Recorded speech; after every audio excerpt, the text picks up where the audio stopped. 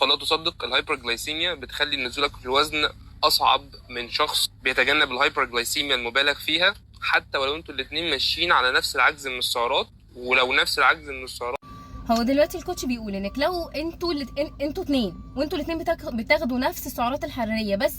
في حد بياخد اكل بيعمل هايبر جلايسيميا او بيعلي سكر الدم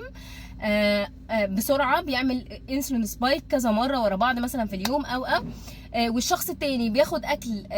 بيتجنب فيه الانسولين سبايك، يعني بياكل اكل المؤشر الجلاسيمي بتاعه منخفض، ما بيعليش سكر الدم، ما بيعملش انسولين سبايك. فاللي ما اللي بيحافظ او بيتجنب الانسولين سبايك او اللي بيتجنب ارتفاع مفاجئ في سكر الدم، ده بيخس اسرع، حتى لو انتوا الاثنين ماشيين على نفس السعرات الحراريه بنفس كل حاجه، انتوا الاثنين نفس الوزن، انتوا الاثنين نفس كل حاجه، هو هيخس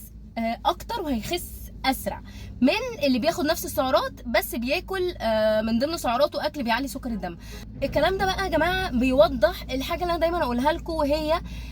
انك ممكن تخسي عادي جدا من غير ما تعملي عجز سعرات اصلا، لمجرد ان انت ظبطتي اكلك وظبطتي جوده اكلك وتجنبتي الانسولين سبايك المتكرره في يومك، اتمرنتي صح وخدتي سعرات ثباتك مع تظبيط جودة أكلك، وإنك تحافظي على إن أكلك يكون أغلبه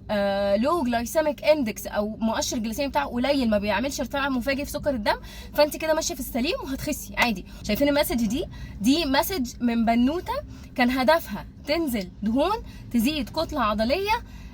وتنزل بطنها، وطول عمرها ماشيه بدايه السعرات، واول مره تمشي بدايه انا بقول لكم عليه ده خدنا سعرات ثبتنا واهتمينا بجوده اكلنا وبس، ما عملناش حاجه تانية في الاكل. فبس كده. طبعا يعني